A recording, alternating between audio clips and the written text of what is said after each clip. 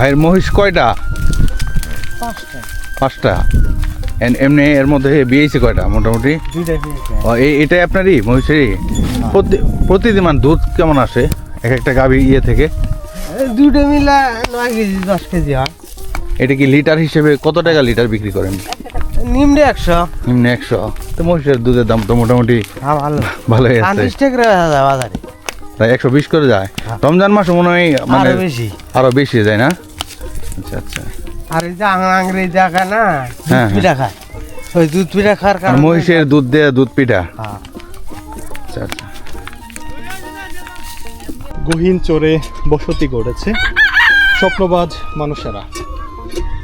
একদমই গ্রামীণ জীবনধারা, গ্রামীণ জীবনযাপনের যে উপসর্গগুলো সে তার সব কিছুই এখানে রয়েছে। যেমন এই যে জিনিসটি, এটি হচ্ছে কবুতর বা হাঁস মুরগি ধরে বাজারে নিয়ে যাওয়ার যে খাঁচাটি, সেই খাঁচা। এই যে বাঁশের তৈরি খাঁচাটি, এটি হচ্ছে হাঁস মুরগি বা কবুতর বাজারে নেওয়া বা ধরে রাখার জন্য গ্রামীণ মানুষেরা যে বস্তুটি ব্যবহার করে, সেটি একদমই গ্রামীণ জীবনধারা। গ্রামীণ বাংলার যে উপসর্গগুলো সবই এখানে অবস্থিত। এই যে চোরের বাড়িটি একদমই সাদামাটা, চারপাশে ধুধু ফসলি জমি, আর তার থেকে আরেকটু দূরে ব্রহ্মপুত্র নদ। ব্রহ্মপুত্র নদের পাড়েই বসতি গড়েছে এই স্বপ্নবাজ মানুষেরা। চাচি, এখানে কয়জন থাকেন আপনারা? 3 জন। আপনারা 2 জন এই বাড়িতে? পরিবারে 3 জন না? আপনি আর কে কে? আর 3 জনই। মেয়ে নাই আপনার? ও আচ্ছা আচ্ছা। কোথায়, চোরেই নাকি দূরে? আচ্ছা, আপনাদের কি ওই পারে তো বাড়ি আছে? এখন একবারে এসে পড়ছেন। এই যে আপনার বাড়িটা, হ্যাঁ, সাজানো গুছানো ছিমছাম, কিন্তু কোনো গাছপালা নাই। যখন গরমকাল তখন কি গরম লাগে? গরম তো লাগে, রোদ যখন পড়ে অনেক তখন তো গরম লাগে, কিন্তু আবার একটা আরামও আছে, যেমন নদী থেকে ঠান্ডা বাতাসটা আসছে, কোনো ফ্যান লাগে না এখানে।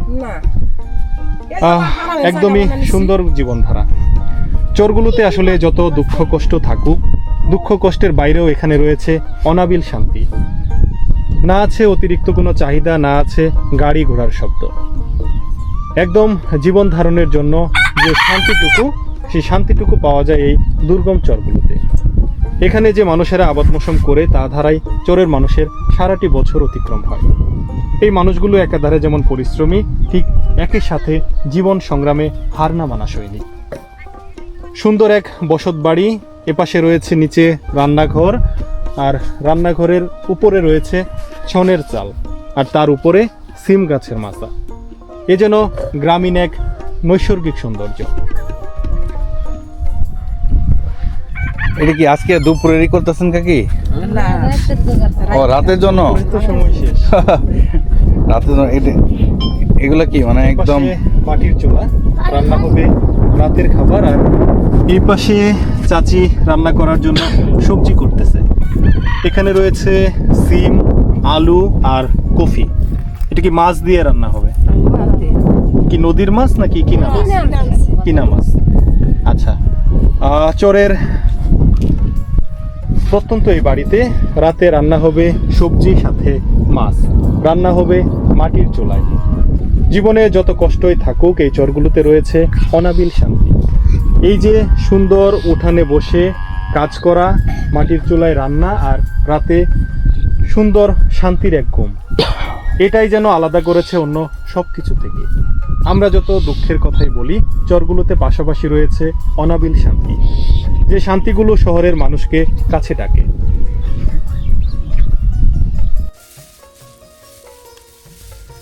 গ্রাম বাংলায় 80 কিংবা 90-এর দশকে নিজেদের উৎপাদিত ফসলাদি মাড়াই করার জন্য গরু দিয়ে এভাবেই মলন দেওয়া হতো, যেটা এখন দেখাই পাওয়া যায় না। ভাই, এখন তো আধুনিক যুগ, এখন কিন্তু মানে এইভাবে যে গরু দিয়ে মলন দেওয়া, এই জিনিসটা কিন্তু এখন আর নাই। হ্যাঁ, গাড়ি যেমন তাই গ্রাম বাংলার এখন যে মেশিন দিয়া বেশিরভাগই করে। ব্রহ্মপুত্র পাড়ে এ যেন আজ থেকে 30-40 বছর আগের গ্রামীণ জীবনধারা বহনকারী একটা এখনও গরু দিয়ে মলন দেওয়া হয় বিভিন্ন শস্য। এটি আসলে গ্রাম বাংলা থেকে উঠে গেছে আরও বহু আগে। অনেক দিন পর চোখে পড়ল এরকম এক সুন্দর দৃশ্য। গরু দিয়ে মলন দেওয়া হচ্ছে মাসকালাই। গরুর পাড়া থেকে যে মাসকালাইগুলো বের হবে সেগুলো আবার সংগ্রহ করবে কৃষক কৃষানীরা। এ যেন গ্রামীণ এক সুন্দর জীবনচিত্র, যেন কোনো শিল্পীর হাতে আঁকা নিখুঁত চিত্রকল্প। এভাবে আমরা চলি। এই ভাঙ্গা গড়ার মধ্যে দিয়ে আসেন আর কি। হ্যাঁ, এখন যদি এখানে ভাঙ্গা জায়গায় নদীর মুহিতে আমরা আসি তাহলে ওই চরে জামগা, ওই যে মানুষ বাড়ি করে করছে, আমরা তো এইভাবে চলি, থাকি খাই। ওই বিলপাড়া বলে যেটা রে। হ্যাঁ হ্যাঁ, বিল ভাড়া তো ভাঙ্গে গেছে গা না। হঠাৎ করে শ্রাবণ ভাইয়ের ঘোড়ার গাড়ির সওয়ারি হলাম আমরা। এখন এগিয়ে চলছি কুড়িগ্রামের রাজীবপুর উপজেলার অর্থাৎ খরস্রোতা ব্রহ্মপুত্র নদীর এই পারের একটি চরে। রাজীব ভাই, আপনার এই যে ঘোড়ার গাড়ি যে আপনি পান, এমনি দৈনিক কেমন ধরনের ভাড়া পান আপনি? আছে 800, 900, 1000। আচ্ছা, আপনাদের তো এনে মানে অনেক সমস্যার সম্মুখীন আপনারা, এই যে বিশেষ করে বন্যা বা বর্ষার মৌসুমটাতে, তাই না? হ্যাঁ নানা নদী ভাঙন সহ নানান ধরনের। এ পর্যন্ত কি নদী ভাঙনের শিকার হয়েছিলেন? হ্যাঁ, আমার লাইফে মনে করেন যে 5 বার বাড়ি নামছি। আচ্ছা, এই চরে মানে আবাদ কি ধরনের আবাদটা সবচেয়ে বেশি হয়? সবচেয়ে আপনার এই ভুট্টাটাই বেশি হয়, ভুট্টা। আচ্ছা, তারপরে পাশাপাশি আপনার ধান। ভুট্টা ধানটা সবচেয়ে বেশি হয়। হ্যাঁ এই পর্যন্ত কি নদী ভাঙনের শিকার হয়েছিলেন? হ্যাঁ। আপনি মানে আপনার কোন বয়স থেকে আপনি যে ঘোড়া গাড়ি পাওয়া শুরু করছেন? এই ছোটকাল থেকে। ছোট সময় থেকে। আচ্ছা, আসলে এই জনপদের মানুষরা কতটা প্রতিকূলতার মধ্য দিয়ে জীবনকে চালিয়ে নেয় সেটা আপনারা দেখলেই বুঝতে পারবেন। মানে শীতের সময় মনে হয় ভুট্টাটা সবচেয়ে বেশি চাষ হয় আপনাদের এখানে, নাকি? হ্যাঁ, মানে এই সিজনটাই মনে করেন যে ভুট্টার আবারটা একটু বেশি।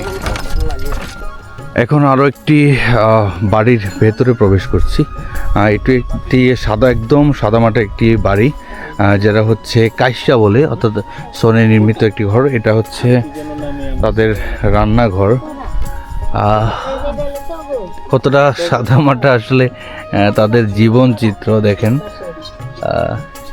বাড়ির আসবাবপত্র রাখার জন্য একটি চৌকি তৈরি করা হয়েছে, যেটি নির্মাণ হয়েছে বাঁশ দ্বারা। এই পাশে কি মেশিনের আপনাদেরই? বিভিন্ন পাতিল হাঁড়ি থেকে শুরু করে রান্না বান্নার জিনিসপত্র। তবে ব্রহ্মপুত্রের পাড়ে এই দুর্গম চরগুলোতে এখনো আদি বাংলার ছাপ স্পষ্ট।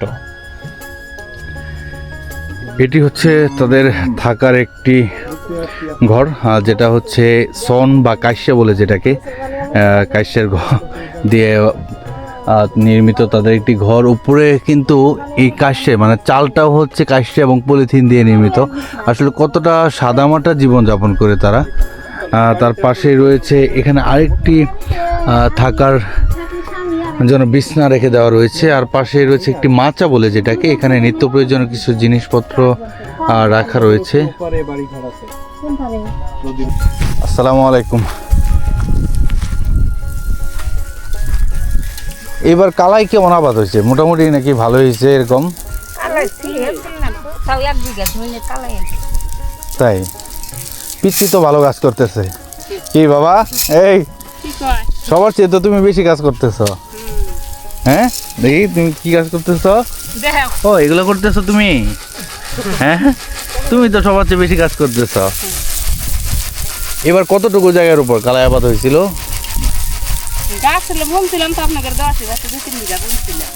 তাই, কালাইয়ের দাম কেমন এখন? মন কেমন? 4,000-4,200। আপনারা সবাই কি এক পরিবারেরই নাকি? না,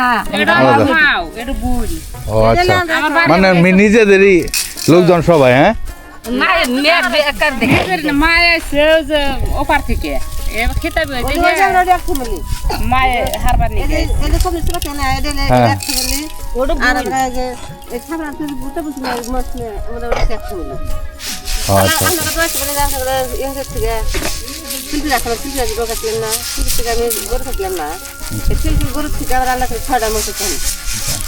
তো সবাই মিলে একসাথে কাজ করতেছেন, মিলেমিশে তো ভালো লাগতেছে। গ্রামে কিন্তু আসলে এই জিনিসটা এখন আর নাই, এই যে একজন আরেকজনের সাথে মিল মহব্বত, ওই জিনিসটা কিন্তু এখন আর নাই। তাই। চরে আবার একটা কি, যে নদী ভাঙনের সমস্যা হয়, সবাই একজনের বিপদে সবাই আগে আসে, এই জিনিসটা কিন্তু মানে চরাঞ্চলগুলোতে বেশিরভাগ দেখা যায়। চরাঞ্চলে এখনো হিংসা নাই তো, কাম হওয়ার লাগলে বেশি কামে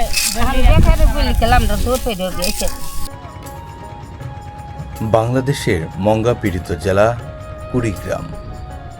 উত্তরের আকাশে ভোরের আলো ফুটে ধীরে, খরস্রোতা ব্রহ্মপুত্র এর বুক চিরে সূর্যের প্রথম রশ্মি ছুঁয়ে যায় কুড়িগ্রামের ভেলামারির চরে।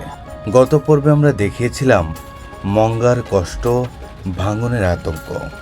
আজ আমরা দেখাবো কিভাবে মানুষ আবার উঠে দাঁড়ায়। কুড়িগ্রাম জেলার এই চর শুধু দুঃখের গল্প নয়, এটি প্রতিদিন নতুন করে শুরু করার সাহসের নাম। এখানে সকাল মানে কাজের খোঁজে বেরিয়ে পড়া, কেউ নৌকায় জাল ফেলে, আবার কেউ বা ভাঙা জমিতে সবজি চাষ করা নিয়ে ব্যস্ত, কেউ বা দূরের বাজারে দিনমজুরির আশায় হাটে কিলোমিটারের পর কিলোমিটার। মাটির ঘর ভেঙে যায়, আবার নতুন করে গড়ে তোলে খড়ে, বাঁশে আর আশার ইট দিয়ে। এই চোরের নারীরা শুধু সংসার সামলায় না, তারা লড়াইও করে। হাঁস মুরগি পালন, ক্ষুদ্র ব্যবসা, সঞ্চয়ের চেষ্টা, অল্প অল্প করে বদলে দিতে চায় নিজেদের ভাগ্যরেখা। শিশুরা এখনও স্বপ্ন দেখে, কেউ হতে চায় শিক্ষক, কেউ পুলিশ, কেউ বা ডাক্তার, যদিও তাদের স্কুলে যেতে হয় কাদামাটির পথ ফিরিয়ে। বর্ষা এলে আবার বাড়ে নদীর পানি, আবারও বুকে কাঁপে আতঙ্কে। তবুও তারা হতাশ হয় না, মনের দৃঢ় প্রত্যয় নিয়ে এগিয়ে চলে। তারা আগের মতো প্রস্তুত হয়ে নেই, কারণ অভিজ্ঞতা এখানে শিক্ষক, আর সময় তাদেরকে সবচেয়ে বড় পাঠশালা হিসেবে কাজ করে। ভেলামারির চর শিক্ষা দিয়েছে, বাঁচতে হলে লড়াই করেই বাঁচতে হবে। ভাঙন মানে শেষ নয়। কই যাও তুমি? দাদু বাড়ি। কত খুব সুন্দর সাজুগুজু করছে, মানে বেনিটা খুব সুন্দর হয়েছে। সুন্দর মানুষ তো, হ্যাঁ, বড় হইলে সুন্দর হবে মানুষ। স্কুলে পড়ো তুমি? স্কুলে পড়ো? মাদ্রাসায় পড়ো? মাশাআল্লাহ। কোন ক্লাসে তুমি? কোন ক্লাসে পড়ো মাদ্রাসায়? নার্সারিতে। মাশাআল্লাহ। এখন কোথায় দাদু বাড়ি যাইতেছ? আপনাদের যে সেতুটা, সেতুটা কি হবে? এখন যদি ইনশাল্লাহ আমরা দেয়া সরকার তাইলে হব। সেতুটা হলে তো আপনাদের অনেক উপকার হবে। অনেক উপকার। এইখান থেকে আপনাদের রৌমারি যেতে কেমন, এখান থেকে আপনাদের কুড়িগ্রাম যেতে কেমন সময় লাগে? খুব কষ্ট, খুব 3 ঘন্টা সময় লাগে। এখান থেকে কুড়িগ্রাম যেতে 3 ঘন্টা সময় 3 লাগে। ঘন্টা সময় লাগে। ডাকাতের ভয়, ইয়ার ভয়, এলে আমরা খুব ইয়ার মধ্যে আছি, খুব দুর্ভিক্ষের মধ্যে আছি।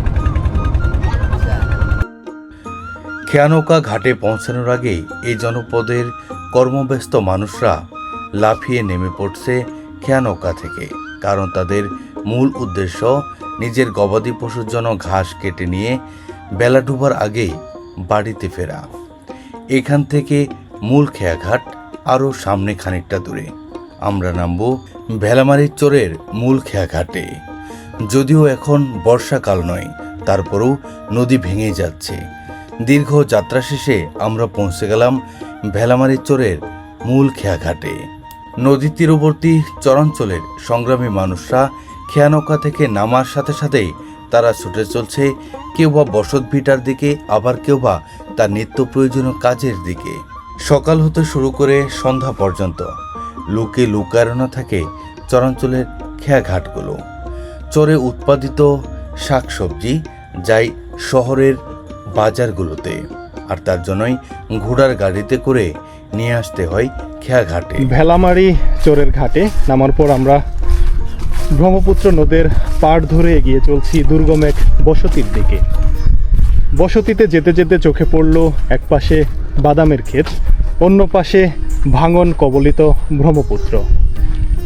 একদিকে অপরূপ সুন্দর প্রাকৃতিক রূপবৈচিত্র্য, অন্যদিকে নদী ভাঙনের করুণ ইতিহাস। ওপারে ফেলে এসেছি নগর সভ্যতা, আর এপারের চরাঞ্চলগুলোতে আবাদ হয়েছে নানা ধরনের ফসলের। এর মধ্যে অন্যতম হলো বাদাম। ব্রহ্মপুত্র পাড়ের উর্বর এই জমিতে বাদামের চাষ হয় ব্যাপক হারে। প্রতি বছরের ন্যায় এবারও বাদামের আবাদ হয়েছে এই চরাঞ্চলগুলোতে। এই কৃষিকাজ এবং গবাদি পশুর উপর নির্ভর করেই গড়ে ওঠে চরাঞ্চলের অর্থনীতি। ব্রহ্মপুত্র তীরবর্তী গ্রামীণ মেঠোপথ ধরে আমরা এগিয়ে চলছি ভেলামারি চরের আরও ভেতরে প্রবেশ করার জন্য। শুরুতেই দেখা মিলল বয়োজ্যেষ্ঠরা বসে রয়েছেন, আর গ্রামীণ সংগ্রামী মহিলারা তাদের নিত্য প্রয়োজনীয় কাজ নিয়ে ব্যস্ত। আহ, কতই সুন্দর বাংলার গ্রামীণ রূপবৈচিত্র্যময় জীবনচিত্র।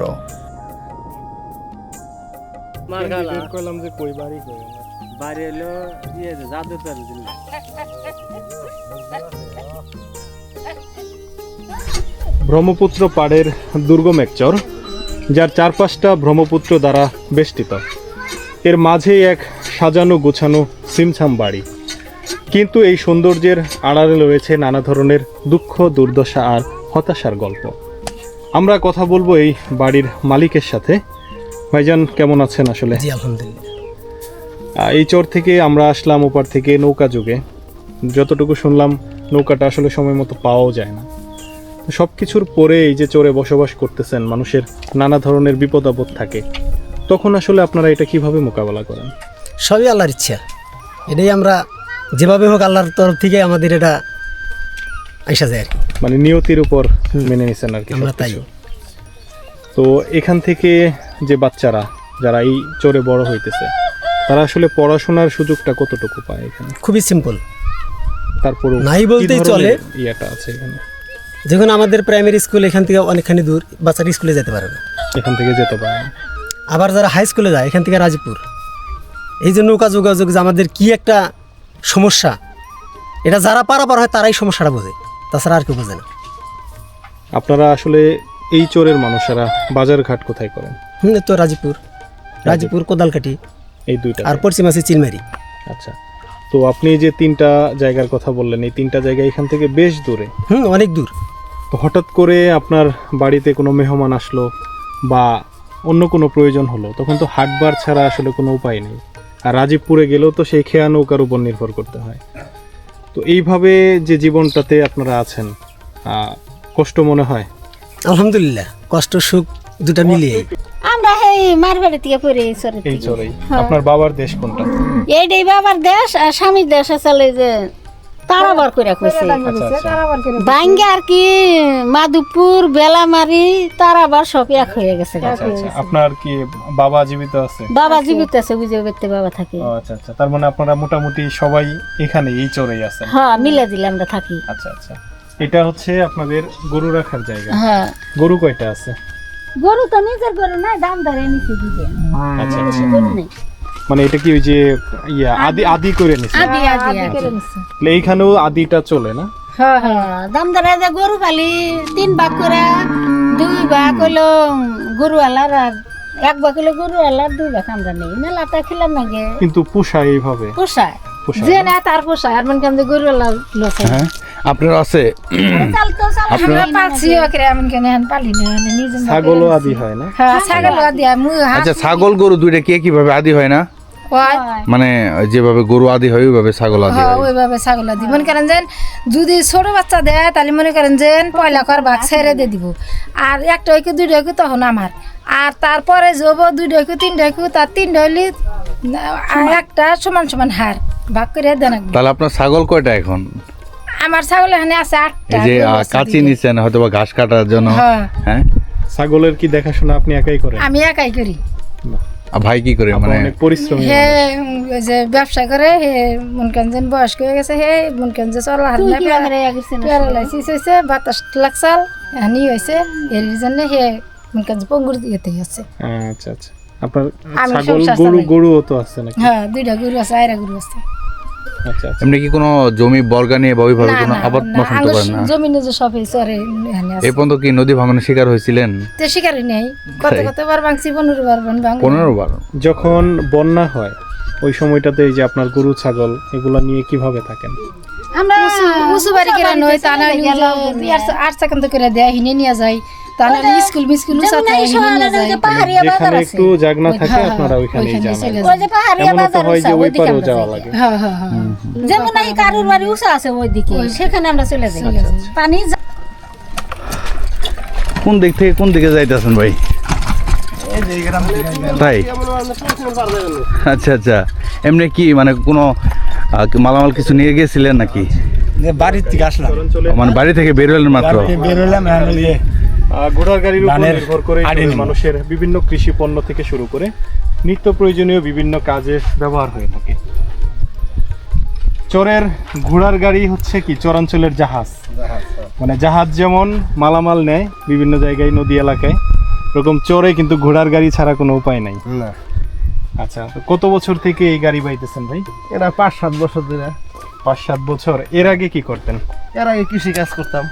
কৃষিকাজ। হ্যাঁ। এখনো তো পাশাপাশি কৃষি কাজ করেন? পাশাপাশি কৃষি কাজ আছে। তাতে প্রতিদিন কি টিপ হয় আপনাদের? হয়, প্রতিদিনই হয়। ঘোড়ার পিছনে খরচ কেমন? ঘোরার পিছনে মনে করেন যে দিন মনে করেন যে 150-200 টাকা। 150-200 টাকা প্রতিদিন, 5-6 হাজার টাকা ঘোড়ার পিছনে খরচ আছে। হ্যাঁ, মাসে। আর এমনিতে হচ্ছে যে আপনার যে প্রতিদিন টিপ মারতেছেন, আবাদ মৌসুম করতেছেন, সব মিলিয়ে আসলে কেমন আছেন? সব মিলে মনে করেন যে অনেক ভালো আছে। ভালো আছেন। অনেক ভালো। আপনার বাড়িটা তাইলে কোন পাশে এখানে? আমাদের বাড়ি ওই যে পাশে থেকে আইলেন ওই পাশে। আচ্ছা আচ্ছা। এখন যে আপনার যাইতেছেন কি মাল নিয়ে আসবেন? আমি নিয়ে আসবো মনে করেন যে ধানের আটি। ধানের আটি। হ্যাঁ। ধানের আটি নিয়ে আবার ওই পারে যাবেন? হ্যাঁ, ওই পারে যাবো। আচ্ছা আচ্ছা, ঠিক আছে ভাই। নদী ঘর বাড়ি ঘর ভাঙ্গিয়া চুরিয়া এমন অবস্থা, আমরা এখন বাঁচি না এরম ভাব। কিন্তু তারপর আল্লাহ ওই যে চরচারি কিছু ওঠে, নামাজ ফাত করে খায় বাঁচি। তো এরকম করে কতগুলা ভাঙ্গা দিছেন আপনার? আমার বয়সে মেলা ভাঙ্গা দিছি কাকু, কিরকম হবে? মানে 10-15 বার ভাঙছি আমার বয়সে। এই চরটাতে আছেন কত বছর থেকে? এই চরটা অল্প 7-8 বছর মানে হয়েছে, নতুন চর। নতুন চর এটা। তাতে এখানে যে বসবাস করতেছেন, হ্যাঁ। এমনিতে সবকিছু মিলায় ভালোই তো আছেন নাকি? হ্যাঁ, মোটামুটি আল্লাহ দিলি এখন মনে গেল আপনার আল্লাহর দোয়া আশীর্বাদে আছি, মোটামুটি ভালোই আছি। এই যে যাতায়াতের ব্যবস্থা দেখতেছি, তো এখান থেকে যাতায়াতের ব্যবস্থা খুব বিশৃঙ্খলা। মনে করেন যে একটা খাওয়ার নাম আছে, মনে করেন টাইম টু টাইম আসবো, 1টার সময় ছিল আবার 3টার সময় আসবে। কারণ আমাদের যতই জুলুম হোক, যদি আমাদের একজন লোক মারাও যায়, মরাও নয়, যাওয়ার জন্য 3টা পর্যন্ত থাকতে হবে। 3টার আগে যদি কেউ মারা যায়, এরপর ওইখান থেকে যাওয়ার জন্য যাওয়ার ক্ষমতা নেই। আবার 3টার সময় যাবো, আবার আসবো 5টার সময়, এই যে এইভাবেই চলে। আপনার এই চরে কি কোনো শিক্ষা প্রতিষ্ঠান আছে? আছে, এই যে আপনাদের বাচ্চা কাচ্চা ওরা কি আসলে স্কুলে যায়? স্কুলে যায়। আছে চলে। এখান থেকে প্রাথমিক শিক্ষা শেষ করার পর আসলে পড়াশোনার অবস্থাটা কি? পড়াশোনার অবস্থা করুণ অবস্থা, তেমন তার নদীর উপার। ওপার তো আর সবাই যাইতে পারে না। না, সেই ক্ষেত্রে বেশিরভাগ বাচ্চারা কিছু পড়াশোনা করার পর আর পড়াশোনা করে না। করে না, এইটাই আর। কাকার বাড়ি কি এখানেই? না, কোথায়? ওপার ওপারে? মানে তাহলে কি আবাদ করছেন এই পারে? এপারে আবাদ করছি। নিজস্ব জায়গা? হ্যাঁ, নিজস্ব জায়গা। আচ্ছা আচ্ছা, এখন কি এগুলা ওই পারে নিয়ে যাবেন? হ্যাঁ, ওই পারে নিয়ে যাবো, খেয়া নৌকায়? খাওয়ার লোকায়। ঠিক আছে কাকা। নদী তীরবর্তী চরাঞ্চলের মানুষদের জীবন চিত্র কতই না সাদামাটা। ঘরের পাশেই গোয়াল ঘর, পাশেই খড়ের পাল্লা।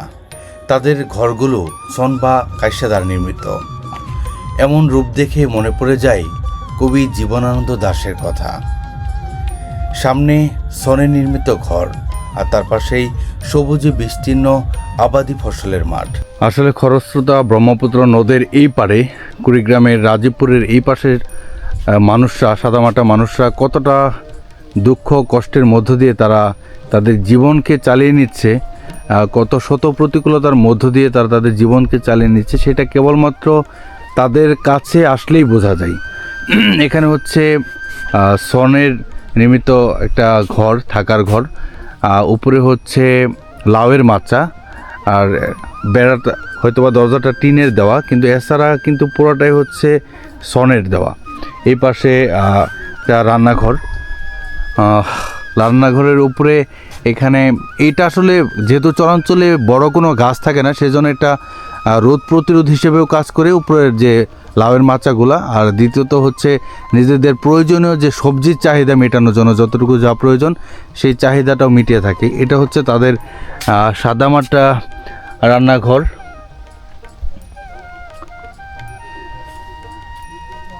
আর এপারে রয়েছে তাদের থাকার একটা জায়গা, অর্থাৎ এক পাশে হচ্ছে নিজের গবাদি পশু রাখার জায়গা, আর তার পাশে রয়েছে নিজেদের থাকার জায়গা, অর্থাৎ সহাবস্থান যেটাকে বলে।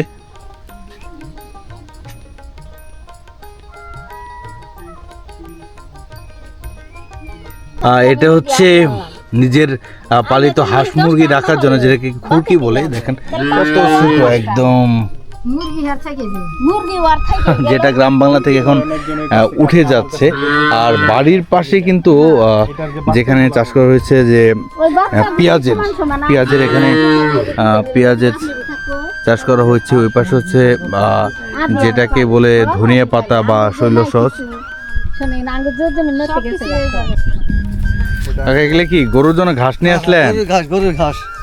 আচ্ছা,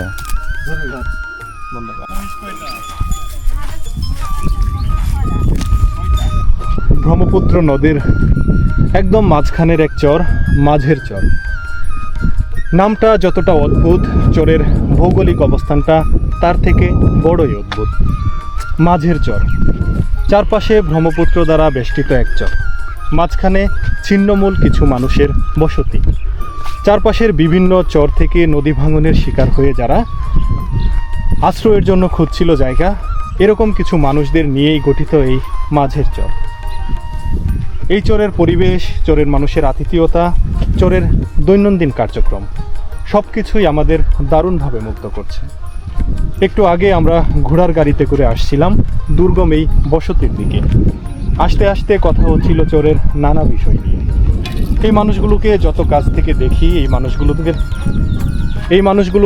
যত কাছ থেকে দেখি, মানুষদের কথাবার্তা আমাদের সবসময় মুগ্ধ করে। কত সহজ সরল মানুষের জীবনযাপন, দুঃখ দুর্দশা বিভিন্ন সমস্যায় জর্জরিত এক জীবন। তবুও এই মানুষগুলো হাসি মুখে কথা বলে। সহজ সরল চরের এই মানুষের জীবনযাপন আমাদের দারুণভাবে কাছে টানছে। আমরা যখন চরের পথে হাঁটছিলাম তখন এক ভাই ধানের বোঝা নিয়ে এগিয়ে যাচ্ছিল। কত সংগ্রামী এক জীবন। তবে এই মানুষগুলোর না আছে কোনো অহংকার, না আছে কোনো দৈরত্ব।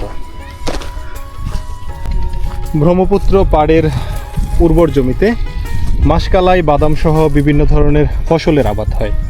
আমরা এক কৃষক ভাইয়ের সাথে কথা বলবো। ভাইজান, আসসালামু আলাইকুম। কেমন আছেন? এই যে দুর্গম চরে ফসল আবাদ করতেছেন, আসলে কেমন আছেন সব কিছু মিলায়? মোটামুটি আল্লাহ ভালোই রাখছে। এবার জমিতে কি লাগাইছিলেন?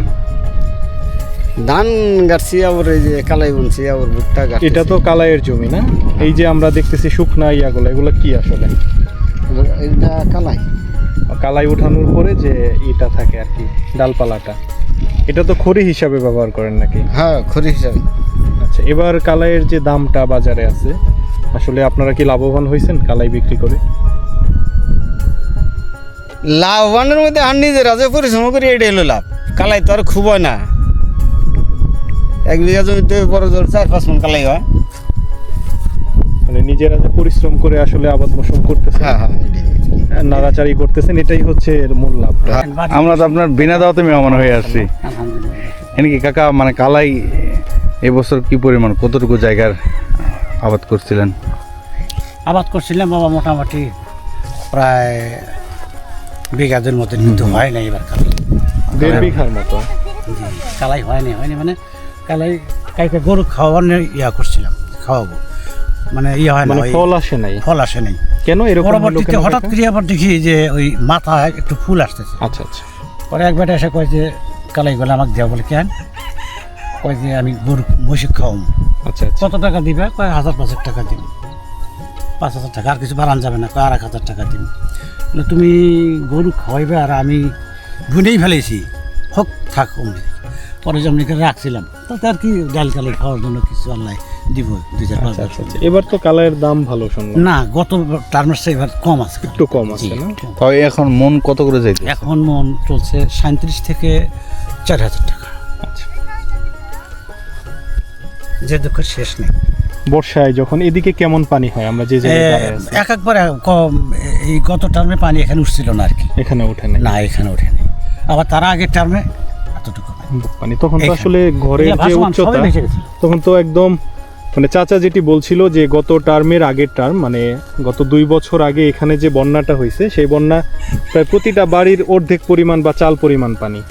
জি তখন আপনি আপনার পরিবার নিয়ে কোথায় ওই যে ছিলেন? নদীর ওপার কাইমে গেছিলাম, কায়েমে একবারে চলে গেছেন। কেউ স্কুলে গেছে, কেউ চরের মাদ্রাসায় মানুষ গেছে। কায়েম বলতে কেউ- বোঝে আসলে উঁচু জায়গা। জি এখান থেকে উঁচু যে জায়গাটি গোমাঠে সেটি গেছে। হচ্ছে ওপারের রাজীবপুর। জি তো এই মানুষগুলো অতিরিক্ত বন্যা যখন হয় তখন সহায় সম্বল গরু দিশেহারা বাছুর হয়ে যায়। মানুষজন নিয়ে অনেকটাই দিশেহারা।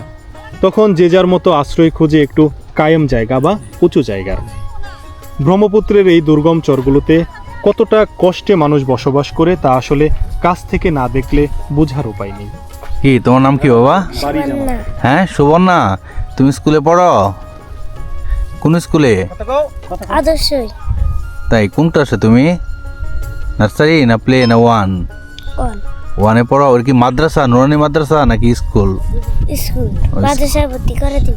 করার পরে আবার মলন দেওয়া হইতেছেন, এখন আবার বের হবে। এভাবে কয়বার দেওয়া লাগবে? 2-3 বার দিলেই হয়। এক সময় তো বলদ ছিল এগুলা দেওয়ার জন্য, এখন তো আর বলদ নাই। আমরা প্রবেশ করছি ব্রহ্মপুত্র পাড়ের এক দুর্গম বসতিতে। এই বসতি আসলে নির্মাণ করা হয়েছে পুরোটাই সনধারা। এই ঘরটির উপরে শুধু টিনের চাল আর চারপাশটাই হচ্ছে সন দ্বারা তৈরিকৃত। এখানে দেখতে পাচ্ছি কবুতরের বাসা। যদিও এই বাসায় এখন কবুতর আছে কি না আমরা সঠিক জানি না, তবে বাড়িঘরগুলো একদমই আদিম গ্রাম বাংলার সংস্কৃতি ধারণ করছে। বাড়ির এপাশে রয়েছে পেঁপে গাছ। চরের মানুষের যেহেতু বাজারঘাট করা অনেকটাই কষ্টসাধ্য ব্যাপার, তাই তো বাড়ির চারপাশেই শাকসবজি থেকে শুরু করে বিভিন্ন নিত্য প্রয়োজনীয় দ্রব্যের চাষ করে থাকে, যেন চাহিদা মেটানোর মতো সামগ্রীগুলো বাড়ির চারপাশ থেকে সংগ্রহ করতে পারে।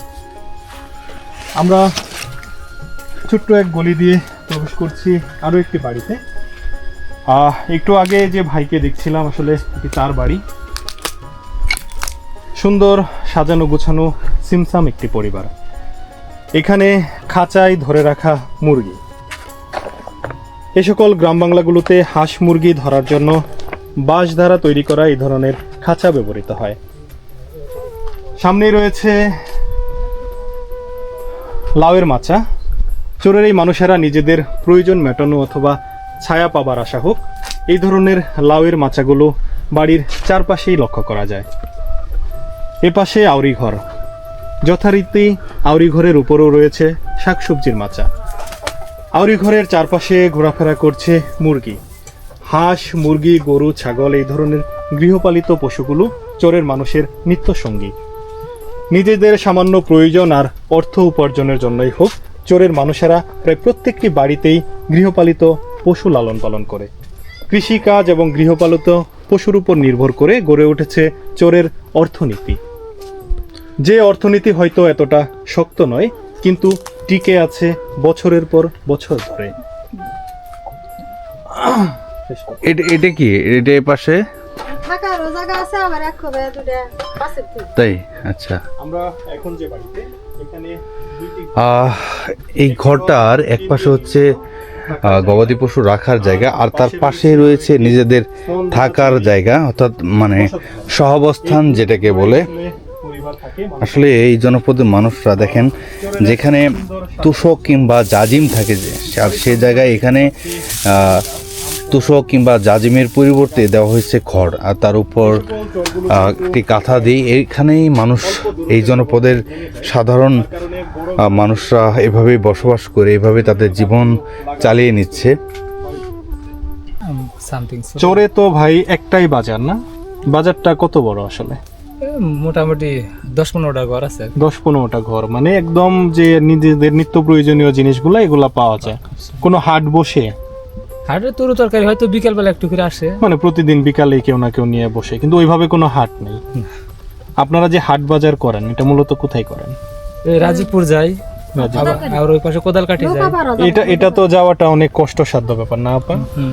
এখান থেকে যে আপনারা বাজারে যান বা আপনার বাবা ভাই যারা বাজারে যায়, মানে কষ্ট করে যাইতে হয়। কষ্ট করে তো নৌকাতে যাইতে হয়, হাইটে যাওয়া লাগে। আপনারা সপ্তাহে একবার বাজার করেন? না, সপ্তাহে 2 দিন যায় আর কি, সুযোগ পেলে। আবার কত সপ্তাহে 1 দিন যায়। কিন্তু যখন যেমন এই যে ভুট্টা গাড়ার সময় বা ভুট্টা কাটার সময়, তখন তো অনেক ব্যস্ততা। তখন তো মনে করেন যে 15 দিনে একদিন হাটে যাইতে পারি না। তখন তো হাট বাজারে যাওয়াই কঠিন ব্যাপার। হ্যাঁ। এই যে পাশে ব্রহ্মপুত্র, এখন মাছ কেমন পাওয়া যায়? মাছ তো আমরা মারার সময় পাই না, কাজের সময় পান না। তাই এবার আপনি মানে এই যে ভুট্টা অনেকেই করছে, এবার কি আপনি ভুট্টা চাষ করছেন? করছি। কতটুকু জায়গার উপর? আমি 40 বিঘা পরা 3.5 বিঘার মতো করে। নিজস্ব জায়গা নাকি আদি নেওয়া? এগুলা আমার চর হয়েছে উত্তর কোদালকাঠি, আমি শ্বশুরের জায়গায় আসছি। আচ্ছা আচ্ছা, মানে ওই যে আপাদের আমার নাই, আমার বাপ মানে আমার স্বামী। ও আচ্ছা আচ্ছা আচ্ছা, আপনার বাড়ি এখানেই? ওই দেওয়ার বাড়ি আমার মার মধ্যে থাকি। আচ্ছা আচ্ছা। শ্বশুরের রাজীবপুর গেছে সাইরে, এখন মনে করেন আমি আসি আর কি দহলে। তোমার নাম কি? তোমার নাম নুসরাত জাহান নীতি। তুমি স্কুলে পড়ো? স্কুলে পড়ো না? তোমার নাম? সুবর্ণা। সুবর্ণা, ওর নামটা তো অনেক সুন্দর। তোমার নাম কি? তুমি তো যে মোটা সোলা নিছ, হ্যাঁ, বয়ে দৌড় দিব। জিহাদ। বাবা তোমার নাম? জান্নাত।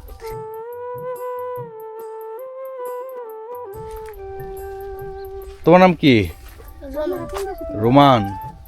আচ্ছা আচ্ছা, তোমরা তাহলে কি কেউ স্কুলে পড়ো না? স্কুলে যাবা, হ্যাঁ? তুমি পড়ো? তুমি কোন ক্লাসে পড়ো? ক্লাস 3। ক্লাস 3। আমি ভাইয়া। ধন্যবাদ সকলকে পাশে থাকার জন্য। আবার তুমি তোমার ভাইয়ের সাথে পড়বা পড়বা নতুন কোনো প্রামাণ্যচিত্রে, নতুন কোনো স্থানে। এ পর্যন্ত ভালো থাকুন, সুস্থ থাকুন। আল্লাহ হাফেজ।